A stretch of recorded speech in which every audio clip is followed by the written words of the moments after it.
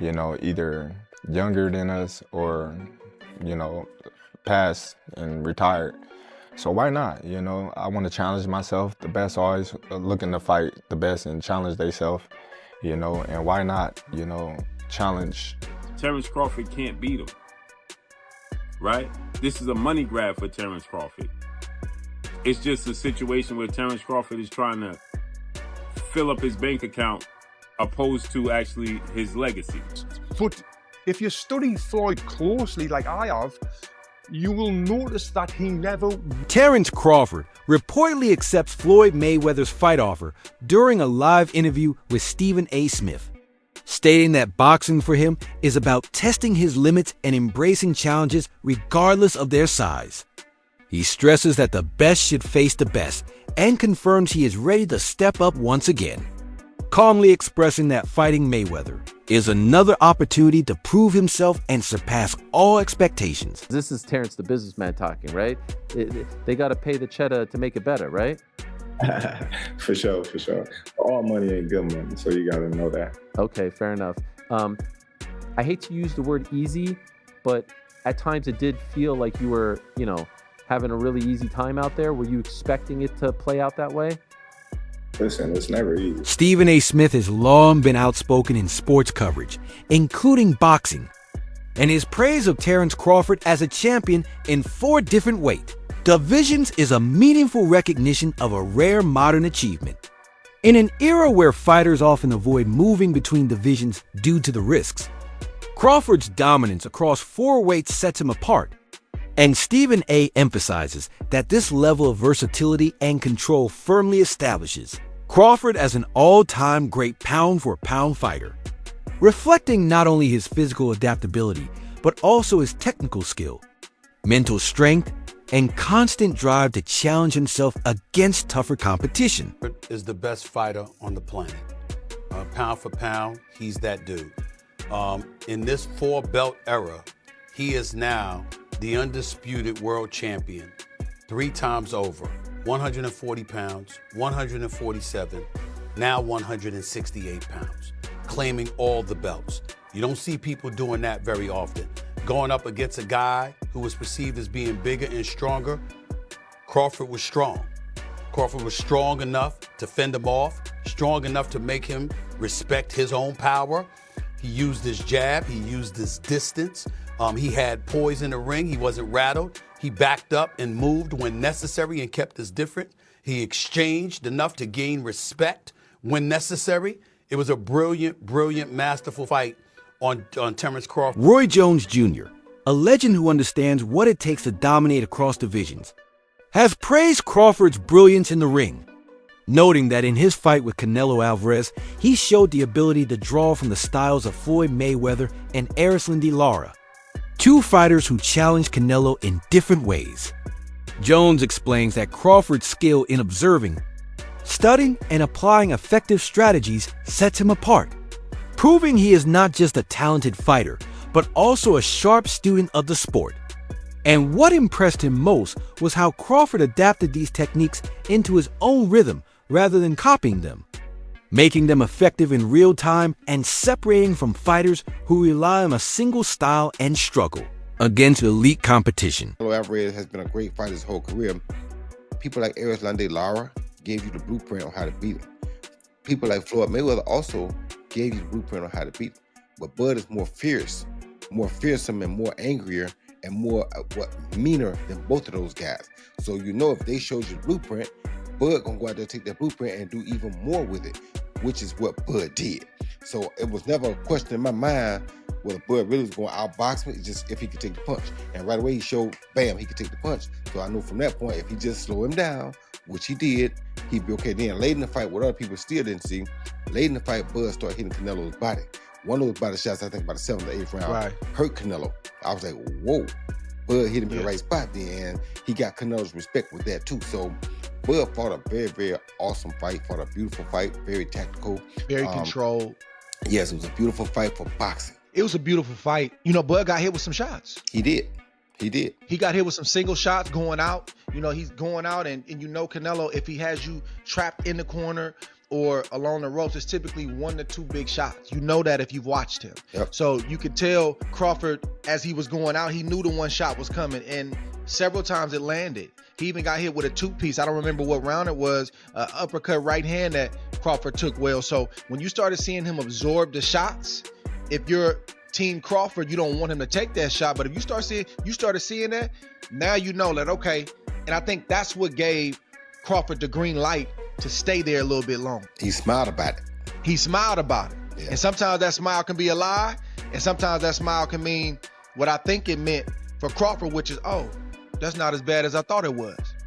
The idea of Crawford stepping into the ring with Floyd Mayweather, even in an exhibition, has sparked intense debate, with critics claiming such a fight could harm his legacy by shifting focus from historic wins like dismantling Errol Spence and outclassing Canelo to pursuing financial gain over competitive glory. This view is fueled by Mayweather's recent emphasis on lucrative exhibitions rather than legacy-defining bouts, leading analysts to argue that Crawford has worked too hard to be seen as prioritizing money over history, while others counter that his legacy is already secure, and a fight with Mayweather would simply add another compelling chapter to his story. It's just a situation where Terence Crawford is trying to fill up his bank account opposed to actually his legacy. This is what was being said, right? This is what people perceived. Terence Crawford was just attempting to cash. When fans compare the careers of Mayweather and Crawford, the debate becomes complicated as Floyd's resumed features victories over some of the sport's biggest names. Yet critics often question the timing of those wins. Canelo was still young when he fought Mayweather. Pacquiao was injured during their long-awaited 2015 bout. And Floyd's reluctance to offer rematches, especially with Pacquiao, left doubts among fans. While Crawford's dominance has largely come against opponents viewed as being at their best, fueling ongoing arguments over whether Mayweather's perfection was driven more by elite skill or by calculated timing and matchmaking. Whether still greater than Terence Crawford. We need to really talk about this now. A lot of you guys are putting Crawford a bit too high. If you want to say Crawford could beat Floyd, I'm more open to that conversation, but when you're lining up the careers, I'm going to say Floyd every time.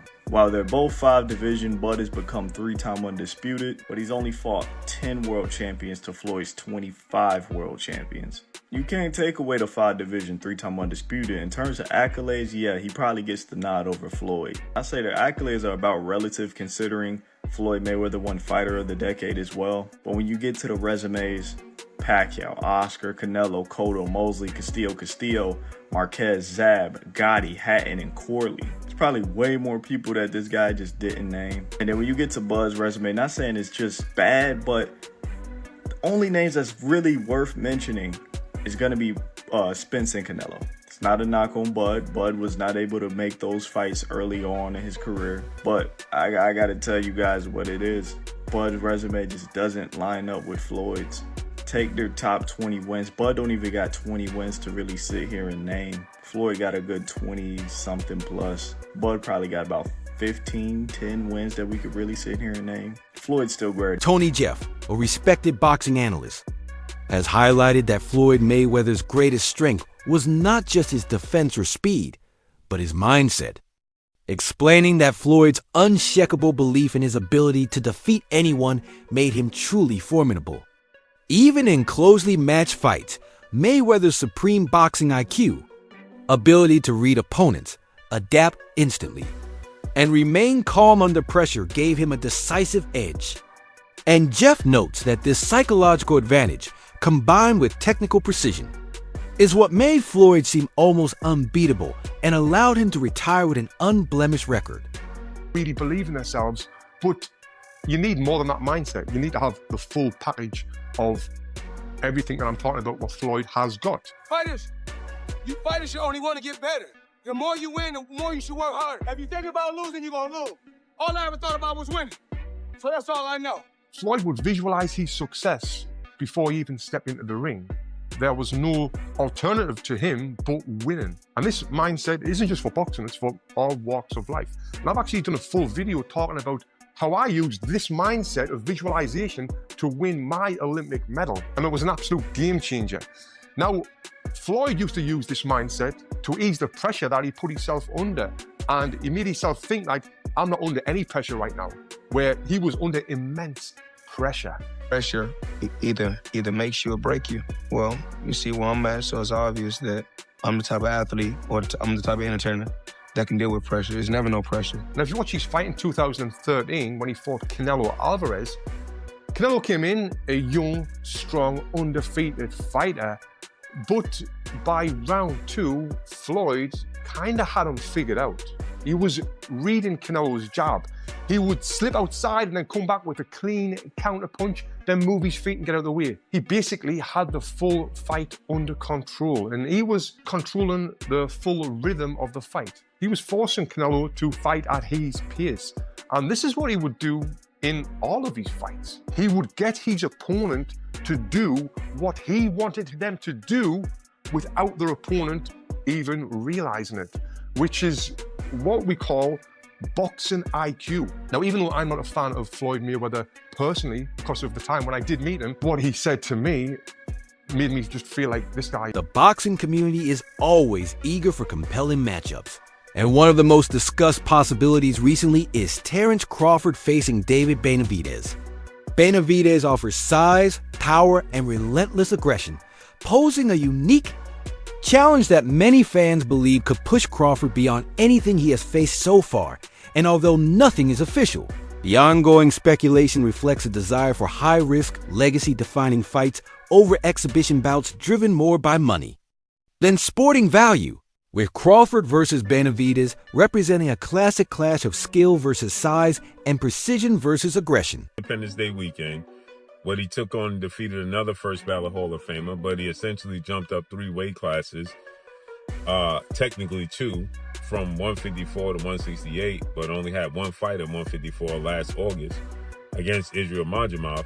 Terence Crawford defeated Saul Canelo Alvarez, who is a 4-division champion, 2-time undisputed super middleweight, and the reigning, at the time, super middleweight world champion, undisputed world champion. And Terence Crawford beat him handily and convincingly. And because he beat him so easily, now the 63 win, 3 loss, 2 draw, 39 win by way of knockout, biggest threat has been now imposed on Terence Bud Crawford, and that's the Mexican Ecuadorian monster, David Benavidez, who is a 2-division undefeated world champion, is the 2-time WBC super middleweight and reigning WBC light heavyweight, 175-pound champion, who has a record of 30 wins, no loss, no draw, 24 wins by way of knockout. He stands 6'2" with a 75-inch arm. This is a fight that David Benavidez has been calling for Canelo Alvarez when he was at 168, and Canelo Alvarez strategically maneuvered around him. But Canelo Alvarez is 5'7" with a 70-inch arm reach, started his career at 147 pounds, made his real name at 154 pounds. He's not a big guy, okay? And styles make fights. Benavidez is 6'2" with a 75-inch arm reach. His last fight at 168 against Demetrius Andrade, he rehydrated to 193. So he's a big guy. Canelo Alvarez probably rehydrate to 182, maybe 185 max, right? Comparing Floyd Mayweather and Terence Crawford is a debate without a clear conclusion, as both fighters defeated the best available opponents of their eras with dominant performances. While Mayweather's perfect record and defensive brilliance defined his generation, Crawford's ability to move up in weight and continue dominating is just as remarkable. And because their eras and circumstances differ so greatly, a direct comparison is difficult, leaving both men together as symbols of the highest level of boxing excellence. If Crawford was to win, we're going to be seeing a lot of these debates on whether or not Floyd Mayweather or Terence Bud Crawford is going to be better. Now, this is going to be a debate for a long, long time. I'm talking about one of those debates like LeBron versus MJ, Messi versus Ronaldo. It's one of those. And the thing is, I can get behind it. Let me go ahead and say this. When it comes to resume, I do think we give Floyd Mayweather the edge. I mean, he beat a bunch of champions. He reigned for a long time. While Crawford, his resume is heavily criticized, and he's just not getting, his kind of respect for beating Errol Spence and Canelo Alvarez. But if we're talking strictly off of skills, this is where things get really, really tough to talk about. I think a fair assessment of this matchup would be Floyd Mayweather wins from 135 and 140, while Crawford wins from 147 to 154. And I say that because I feel like Floyd's style changed once he got to welterweight. He became a more defensive fighter, and he just wasn't as much focused on offense. And knowing this, I feel like Crawford would have had a much better chance of handling him. And we all know, Crawford was an absolute monster at welterweight. But hey man, like I said, this is going to be a debate for a very long time. I can't wait to hear all the talk about it. And I'm curious on your thoughts. Who do you think wins in the fight? Floyd or Terence Crawford? Let's talk about it, and follow me for more boxing. Greg Hackett's comments on Crawford's win over Canelo capture the fight's symbolic significance, noting that Canelo had been dominant and feared in boxing for over a decade. Crawford's ability to not only face him, but take control and dismantle him signals a major power shift, with Hackett describing Crawford as the new predator feared by all and sitting at the top of the sport. The victory went beyond adding to his resume. It reshaped boxing's landscape, marking Crawford as the fighter who dethroned the shark and became the hunter. You gotta remember, Canelo is the guy right now in the sport that's supposed to be the man, big bad wolf. You beat him, you the wolf. Now it's like, you know what I mean? Like, all right, who else I'm gonna fight? You beat the shark, you beat the wolf. Right. Damn. Like, you know what I mean? Ain't no more ops out there. It's ops out there, but who gonna make them really want to get up? That's the shit gotta make sense. Like you said, you be the shark and then you be the wolf. Yeah. But there's the monster. Yeah, there is, but that's like a real monster. Bro, that's to me it don't make sense. But that's really what a monster. Yo, is that proof? All right, we got the legendary Pape in the building. Legend. But what makes sense? Like, what makes the most sense? I know you said get a line of suits, Brooks Brothers. Yeah, get a line of suits. Get a line of suits, get your money, man. Go ahead and get the easy money, man. You ain't gotta sweat no more. What's up, not saying you ain't gotta work, you ain't gotta sweat. What's that? He's paved the career where he could sit down at a table and get this money. He could come out with a Terence Crawford series now, just doing whatever he like to do. People gonna watch it. Nobody, the fighting part, people don't understand what it's like to be a fighter. A lot of times fighters really don't be interested in certain fights. It's cause when a guy see himself up here and then is fighting a guy down here, it don't interest him. So therefore when he train, he not gonna really train. He gonna train, but he not gonna train. He not gonna listen. He gonna feel like his... Crawford's victory over Canelo Alvarez was a career-defining moment that erased any remaining doubts about his greatness. While his earlier win over Errol Spence had already quieted critics by showing his ability to control a fight from start to finish, defeating Canelo, a fighter long considered nearly untouchable, cemented his place in boxing history. Analysts now widely agree that these wins confirm Crawford as one of the sport's all-time greats, with his dominance across multiple divisions leaving no question about his elite status. Action, and I think Crawford displayed his skill enough, even to someone with not the most trained eye, that they know they saw a very high-level athlete perform something at a very high level last night. I think he gained the sports world's attention last night and respect. He already did after Spence, but it went to another level in this fight. And I think even the fight itself, like just from a median level, but then the moments where they were having these exchanges, like kind of late in the fight, then people were like, all right, it was good. Then like, okay, I saw somebody like, they're squabbing, like this is a fight here. So I think it did. And Crawford closed the show. Yeah. In 10, 11, 12, he stood in there and landed some hard shots and rocked Canelo at the bell. He didn't. Well, James was talking about the great Floyd Mayweather. Floyd would go up on you 8-0 and then coast, and you might as well turn the fight off at midway through the ninth. Like, he's not gonna. But that's it for today's video. Stay tuned for more until next time.